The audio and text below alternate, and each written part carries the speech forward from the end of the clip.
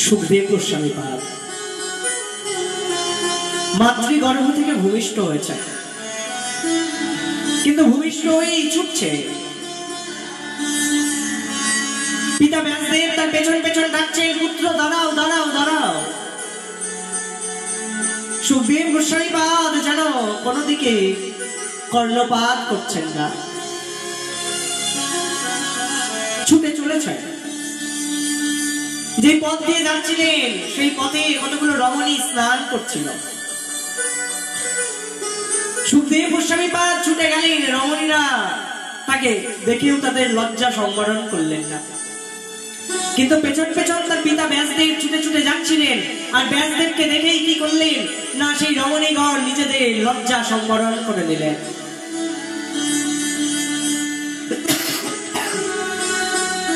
এই দৃশ্য দর্শন করে ব্যাসদেব তাদেরকে জিজ্ঞাসা করলেন, ও রমণীগণ, ষোড়শবর্ষীয় আমার পুত্র সেই রাস্তা দিয়ে ছুটে গেল, তাকে দেখে তোমরা নিজেদেরকে সংবরণ করলে না, আর আমি বৃদ্ধ, আমায় দেখে অমন করে লজ্জা সংবরণ করছো। রমণীগণ বলছেন, কি করব বলুন, কিছুক্ষণ আগে আপনার পুত্র এখান দিয়ে গিয়েছে, এটা সত্য, কিন্তু আপনার পুত্র হচ্ছে, তিনি তো আসলে আত্মাতে রমণ করেন, তিনি তো না স্ত্রী দেখেন না পুরুষ দেখেন, তার মধ্যে স্ত্রী পুরুষের কোনো ভেদাভেদ নাই, তিনি তো আত্মাকে দর্শন করেন, আত্মানন্দিত।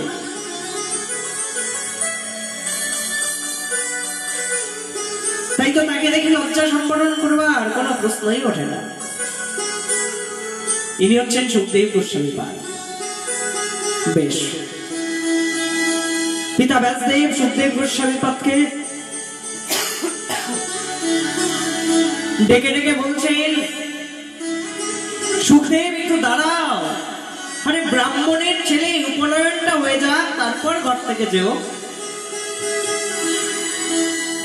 প্রকৃতি যেন ব্যাসদেবের কথার পরিবর্তে উত্তর দিচ্ছে, নব ব্যাসদেব, যিনি আত্মাতেই রমণ করেন তারা আবার রমণ করে উপনয়নের কোনো প্রয়োজন আছে নাকি? তবুও যদি বলেন ব্রাহ্মণের ছেলে উপনয়নটা হোক, তবে দেখুন মাতৃগর্ভ থেকে ভূমিষ্ঠ হয়েছে, কিন্তু এখনো নারীটা পর্যন্ত ছেদন হয় নাই, আর ওই নারীটাকে বাম স্কন্ধে তুলে নিয়েছে দেখুন। তাই দেখে মনে হচ্ছে ওটাই যেন যজ্ঞসূত্র শোভা পাচ্ছে। বেশ, সুখদেব গোস্বামী পাদ গৃহ পরিত্যাগ করলেন। জন্মের পরে যিনি গৃহ পরিত্যাগ করলেন, তিনি আবার কখন ব্যাসদেবের কাছ থেকে ভাগবত অধ্যয়ন করলেন? তিনি যে পরীক্ষিত মহারাজকে 7 দিন ধরে ভাগবত কথা শোনালেন, এই ভাগবত তিনি কি করে অধ্যয়ন করলেন ব্যাসদেবের কাছে? তিনি তো গৃহ পরিত্যাগ করেছিলেন, তাই না? হ্যাঁ, গৃহ পরিত্যাগ করেছিলেন, এটা সত্য।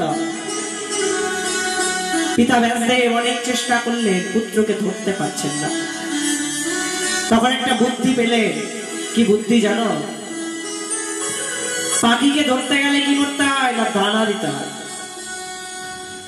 সুখদেব গোস্বামী পাদ আসলে তো সুখ পাখি, তাই সুখ পাখিকে ধরার জন্য ব্যাসদেব মহারাজ কি করলেন না, দানা ছিটিয়ে দিলেন। কি দানা না, ব্যাসদেব তার কতগুলো শিষ্যকে সেই শ্লোকটা শিখিয়ে দিলেন। কোন শ্লোক জানো? বরহা পীরম নটবর বপু কর্ণয় কর্ণিকার বিভ্রদবাস কনক কপীশ বৈজয়ন্তী চবালা।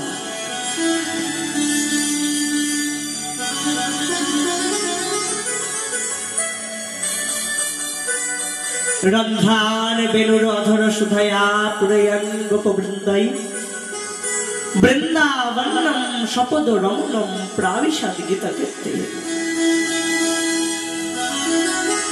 আর সেই শিষ্যগণ যখন সুখদেব গোস্বামী পাদের পেছন পেছন ওই শ্লোকটাকে বলতে বলতে যাচ্ছে, ঠিক সেই সময় সুখদেব গোস্বামী পাদ মনে মনে ভাবলেন, না রে, এত সুন্দর রূপ কার? যার এত সুন্দর রূপ তা তিনি দেখতে না জানি কত সুন্দর, তাহলে দেখবার জন্য বাসনা হলো সুখদেব গোস্বামী পাদের মনে। যিনি আত্মারাম পূর্ণকাল, সেই ভগবানের রূপ এমন যিনি আত্মারামের মনকে পর্যন্ত ডুবিয়ে দেয়। ভগবানের রূপ গুণ এমন যা আত্মারামের চিত্তকে পর্যন্ত আকর্ষিত করে। তাই তো আজ সুখদেব গোস্বামী পাদ তিনি কি করলেন? তিনিও সেই রূপে ডুবে গেলেন, সেই গুণে ডুবে গেলেন, ছুটে এলেন পিতার কাছে। আর পিতা তখন সুখদেব গোস্বামী পাদকে পাশে বসিয়ে ভাগবত কথামৃত আস্বাদন করালেন। আর এই ভাগবত কথামৃত এই সুখদেব গোস্বামী পাদ 7 দিন ধরে পরীক্ষিত মহারাজকে আস্বাদন করালেন।